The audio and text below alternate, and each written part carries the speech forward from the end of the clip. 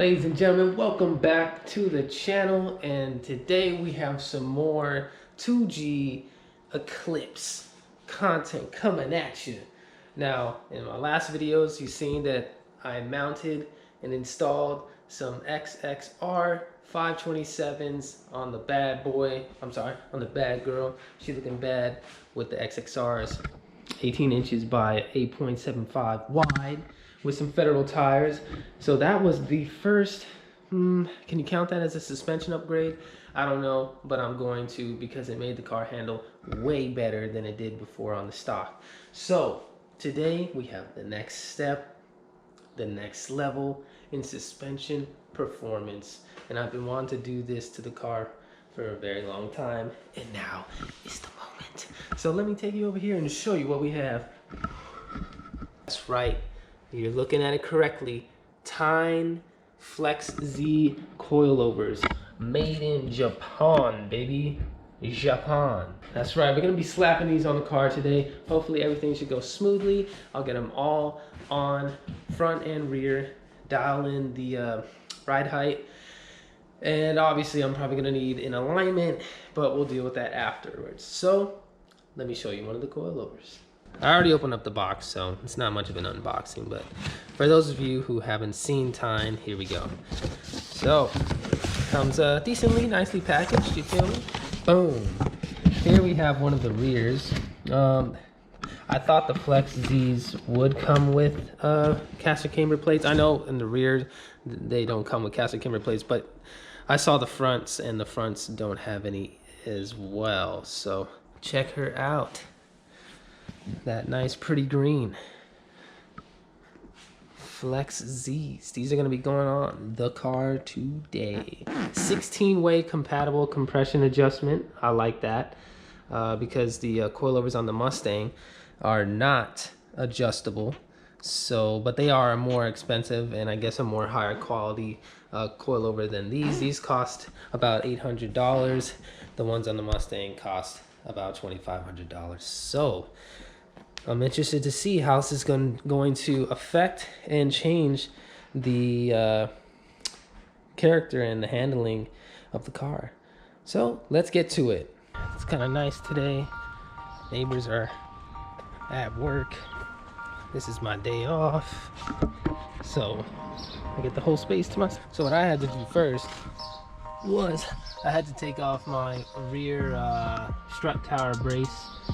So I had to go ahead and do that, which wasn't hard, but obviously you need to take that off. So if you have one, you're just gonna have to come over here. You're gonna have to take off these little slits, but mine are already gone. And 214s, hold it down, as you probably know. Just loosen those, take it off. And now we can get started with the process. So I already broke my lug nuts. I'm about to jack her up, take the wheel off, and we'll get started. Okay, here we are, guys. So we got the wheel off. The next step is to remove the strut, obviously. The rear is in theory easy. It's just held in by one bolt right here. So you can see it's a 17 mil on this side, and then of course up top it's just the 214s. But if you're like me and you have never removed these before, it could be a little tough. There's actually sort of like a locking ring on this side that will spin with the nut when you're trying to loosen it. So what you're going to need to do is you're going to need to have something to clamp on to hold it in place. Now this is hard. I didn't have a wrench big enough to hold it, so I had to use locking pliers, clamp down like this, and use this I guess lower control arm here as my tension. So it would press down like this, and then with a breaker bar I would you know, break it loose with that, and that's how I was able to do it. So now that that's all said and done, all we gotta do is remove this bolt, remove the top bolts, and we can take this thing completely off.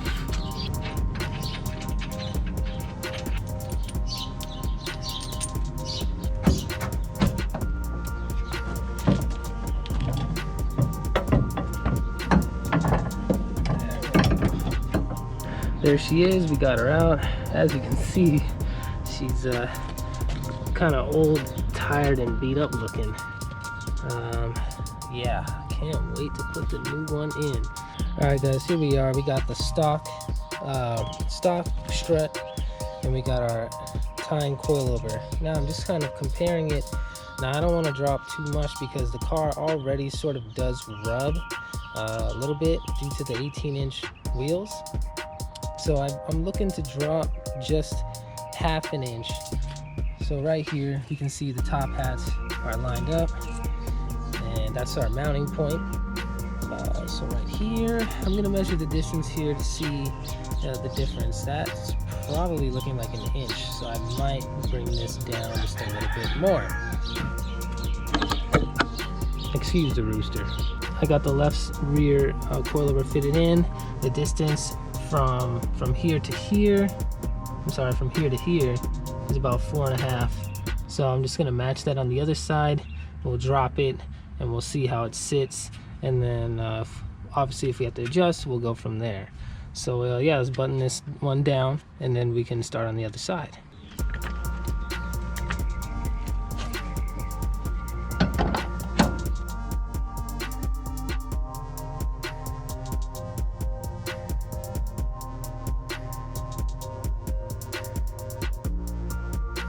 Alright guys, so we got both of the rear coilovers on. I'm not really a green person, but you know what? I could rock this, homie. I could rock this. So now I'm gonna put the wheels back on, and I'm gonna drop the rear and see how she's sitting, and we'll go from there. If it's not too bad, like too low, then we'll go ahead and move on to the front, and we'll mess with adjusting later.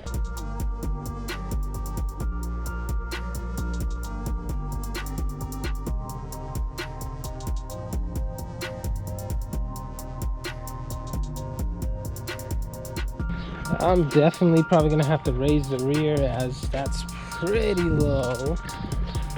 But check that out. Check that out. Check that gap. Compared to the front gap currently, well, like I said, it's gonna take a little bit to get it where I need it, but that's okay. The point is just to get them on today and, you know, feel how it rides.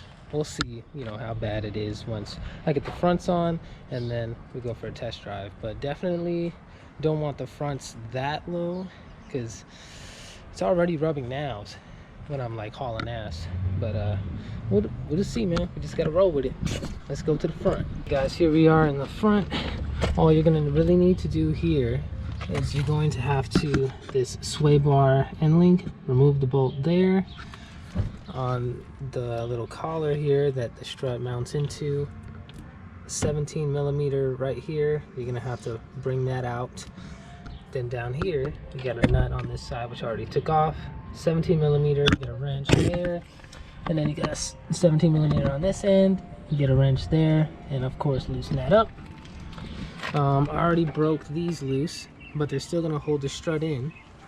So what you're gonna want to do is you're gonna want to take this one out, right? Or this one out first, whatever. But then you're gonna let this slip out. You'll take this tie rod end out, and this whole collar piece, you'll let it drop and then bring it out. And then you'll come up here, take these off, and your strut will come out. And then we can put the new one in. Let's get it.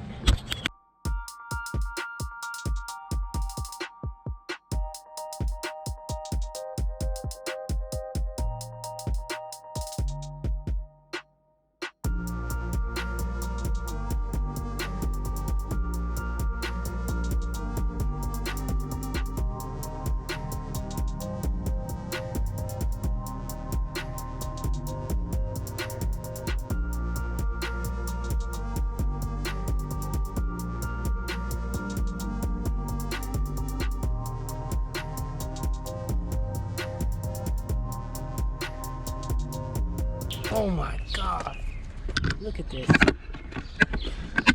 Now, I don't know. With that said, all the coilovers are on the car. I think in the next video, I'm gonna have my suspension height all dialed in. I'll do a walk around so you guys can see. I'll do an in-car drive so I can tell you guys how this thing feels, going from stock to, you know, full coilovers front and back, coupled with, you know, performance tires and aftermarket wheels, which already made a difference itself. So I'm really looking forward to seeing how both of them play together now and make this car handle around some corners. It's gonna be a blast. This is only the beginning of this Eclipse, of this 2G build. Wheels, tires, got coilovers now. The next thing to come is probably gonna be the exhaust, and that's gonna be a true moment. It's a truly awesome moment.